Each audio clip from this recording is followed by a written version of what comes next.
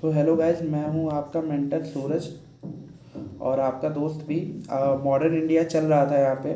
हम लोग पुर्तगालियों के बारे में अच्छे से डिस्कस कर चुके थे। आज का अपना टॉपिक है डच। ठीक है, आज हम डच पे डिस्कस करेंगे। सो गाइज, डचों पे पढ़ने से पहले हमने आपको बता दूं कि क्या क्या हो चुका है। पुर्तगालियों की एंट्री हो चुकी है भारत में, उसको पूरी तरह से डिस्कस कर चुके हैं। हर पॉइंट पे डिस्कशन हो चुका है कि किस परिस्थितियों में एंट्री हुई, क्या क्या उनको परेशानियां हुई, उन्होंने किसको किसको परेशान किया, कि यहाँ कौन कौन से इलाके जीते, क्या परिस्थितियों में उन्होंने पूरे मतलब इंडिया में खलबली भी मचा दी थी थोड़ी देर के लिए। तो ये सब डिस्कस हुआ। ठीक है गाइज, तो चलिए डच को शुरू करते हैं। क्योंकि बहुत लोग को कन्फ्यूजन हो जाता है कि पुर्तगालियों के बाद से सीधे ब्रिटिशर्स ही इंडिया में आ गए थे, लेकिन ऐसा नहीं है। पुर्तगालियों के बाद सीधे ब्रिटिशर्स नहीं आए थे। अगर यहाँ पे पोर्टुगीज आए थे तो उसके बाद डच आए थे, उसके बाद आए थे ब्रिटिशर्स। तो इस चीज़ को याद रखना है। ठीक है गाइज, तो इस चीज़ को याद रखना है। तो चलिए शुरू करते हैं, ये किन परिस्थितियों में आए। लेकिन उससे पहले आपसे कहना चाहूँगा गाइज, लाइक एंड सब्सक्राइब कर लेना, क्योंकि हमें भी मोटिवेशन की ज़रूरत पड़ती है।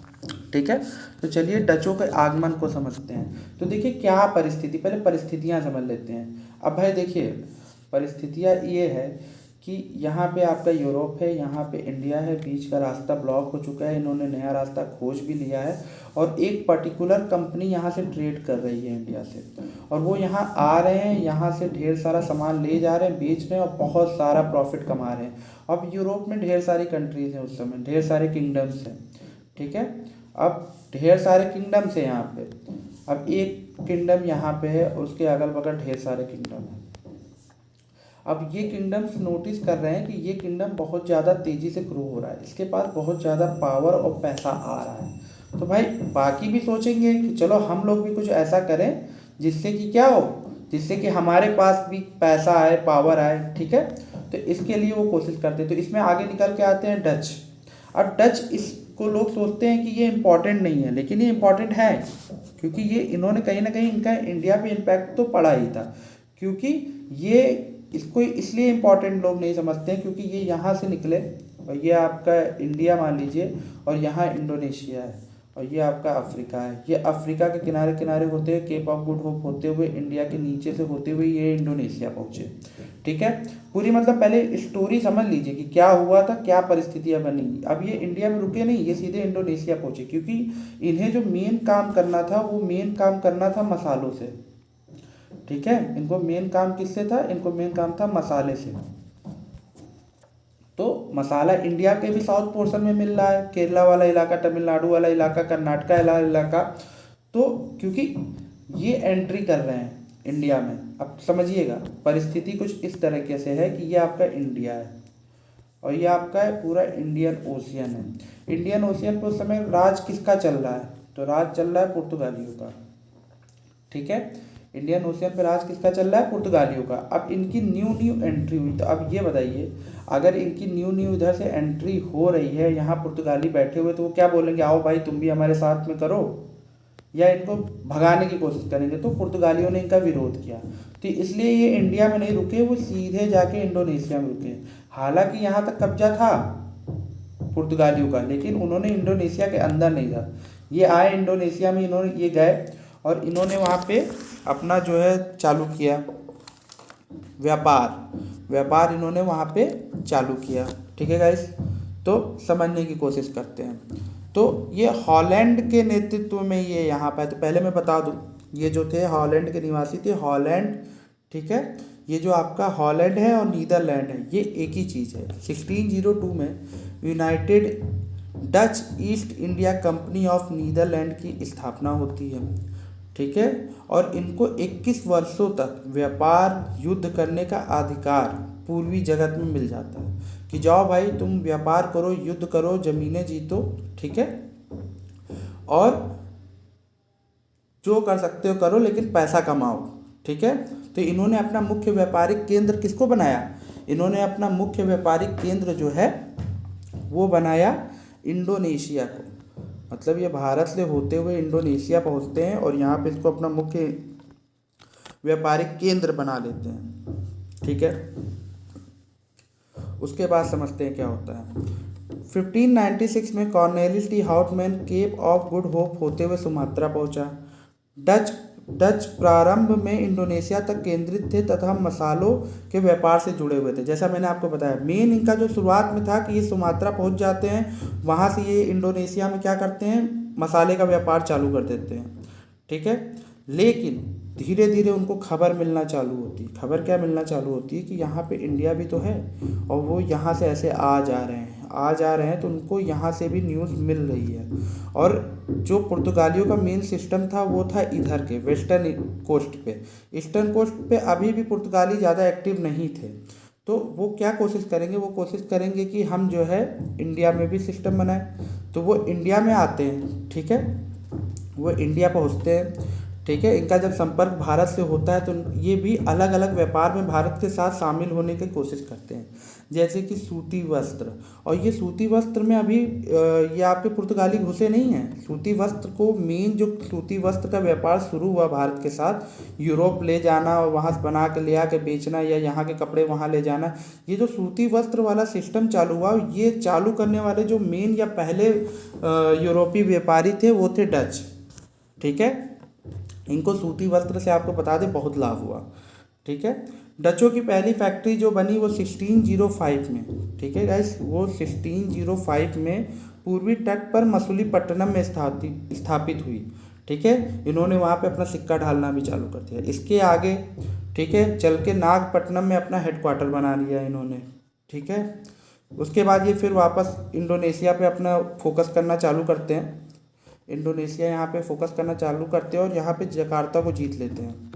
अब यहाँ जकार्ता को जीत लिया और उसका नाम चेंज कर दिया, उसका नाम रख लिया बैटेविया। बैटेविया नामक नगर का निर्माण कर लिया। 1641 में मलक्का जीत लिया और 1658 में पुर्तगालियों को हराया।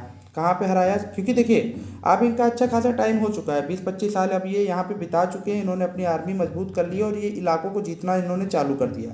अब इनका काम सिर्फ व्यापार से नहीं है, अब इनका काम है कि भाई हमको इलाका भी मिले।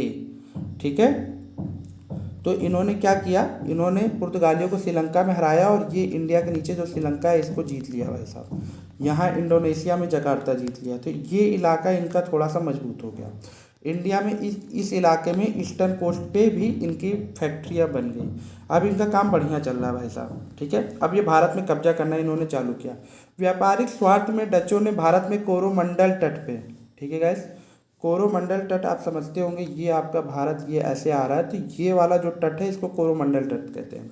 ठीक है, कोरोमंडल तट पे इन्होंने बंगाल, बिहार, उड़ीसा में अपनी फैक्ट्री बना ली। उसके बाद इन्होंने क्या किया, भारत में अपनी पहली महत्वपूर्ण फैक्ट्री पुलिकट। अब देखिए ये जो जगह है ये अक्सर क्वेश्चंस में आ जाते हैं। ठीक है, एक दो ऊपर नीचे या कुछ अलग के मिला देंगे और कहेंगे कि ये सेंटेंस जो है सही है कि नहीं। तो आपको याद रखना है पुलिकट, सूरत, कारिकल, चिंसुरा, कासिम बाजार, बड़ा नगर, पटना, बालासोर और नागपट्टनम आदि में इन्होंने अपनी जो है कब्जा करके अपनी फैक्ट्रीज बना लिया था। इनके द्वारा भारत में क्या क्या व्यापार किया गया ये देख लेते। तो इन्होंने भारत में नील, सोरा, सूती वस्त्र का निर्यात किया था। भारत में वस्त्र का निर्यात को वस्तु बनाने का श्रेय डच को ही जाता है। देखिए जैसा कि मैंने आपको अभी बताया था कि वस्त्रों को, निर्यात की वस्तु बनाने का जो श्रेय जाता है वो डचों को जाता है। वेरी इंपॉर्टेंट क्वेश्चन है ये। ठीक है गाइस, ये बन सकता है।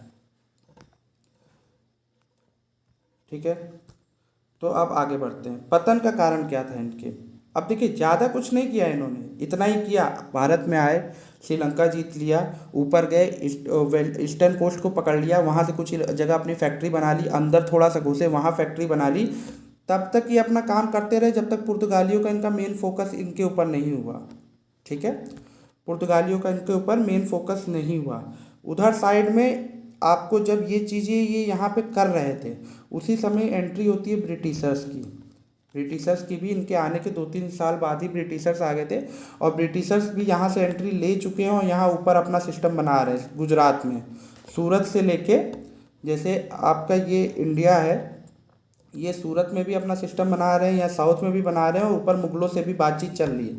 तब तक ये लोग यहाँ पे अपना काम कर रहे हैं डच। ठीक है, तो उसके बाद इनकी ब्रिटिशर्स से इनका पंगा हो जाता है भाई साहब। ठीक है, और एक कारण और भी ये भी था कि ये भारत भारत पे तो फोकस कर रहे थे, भारत से ज़्यादा ये इंडोनेशिया पे फोकस कर रहे थे। ठीक है, तो जिस हिसाब से इनको इंडिया में विस्तार करना चाहिए, क्योंकि देखिए इनकी आधी जो सेना है वो यहाँ पे, आधी से ज़्यादा सेना, और यहाँ पे कुछ सेना लेके ये अपना व्यापार कर रहे हैं। ठीक है, तो ये जो है इंडिया पे फोकस नहीं कर पाए। अब इनके पतन के मेन मेन कारण समझ लेते हैं जो पेपर में डायरेक्ट आते हैं। वो क्या थे? डच कंपनी का नियंत्रण जो था वो सीधे डच सरकार के हाथ में था। ठीक है, तो ये अपने मन से अब नहीं कुछ कर पा रहे हैं। इनको पहले वहाँ पूछना पड़ेगा कि भैया हम पहले ये बताओ यहाँ पे ये काम करें कि ना करें, और जब तक वो जाएगा वहाँ से न्यूज़ आएगी तब तक इनका काम तमाम हो जाता था। ठीक है, उसके बाद इसलिए कंपनी परिस्थिति के हिसाब से विस्तार नहीं कर सकती थी, जो कंपनी के पतन का कारण बना थी। ये एक मेन कारण बना जो सीधे पेपर में आता है पॉइंट बन के। अंग्रेजी की तुलना में इनकी नेवी कमज़ोर थी, सेकंड कारण बना। तीसरा, दक्षिण पूर्व एशिया के द्वीपों पर ज़्यादा ध्यान होने के कारण वो भारत में पुर्तगालियों और अंग्रेज़ों से प्रतिस्पर्धा नहीं कर पाए, जैसा कि मैं आपको बता चुका हूँ। डचों का भारत में अंतिम रूप से पतन बेदरा के युद्ध में हुआ, जो कि ब्रिटिश और डचों के मध्य हुआ था। ठीक है गाइस, तो ये रहे डच। आपके आते हैं, कुछ दिन अपना खलबली मचाते हैं और फिर चले जाते हैं, क्योंकि ये कमज़ोर थे और इनका मेन फोकस जो था वो इंडिया की जगह कहाँ पे था? वो इंडिया की जगह इंडोनेशिया पे था। इनको यहाँ से मसाले भर भर के मिल रहे थे, जिससे इनको काफ़ी प्रॉफिट हो रहा था यहाँ पे यूरोप पे, और ये अपना अपना रास्ते से चल रहे थे। ठीक है गाइस, तो ये चीज़ें कुछ नहीं जो आपको बहुत ज़्यादा समझना है। ठीक है, ओके गाइस, थैंक यू, और सब्सक्राइब कर देना अगर यहाँ तक देख लिया। अच्छा लगे तो लाइक भी कर देना।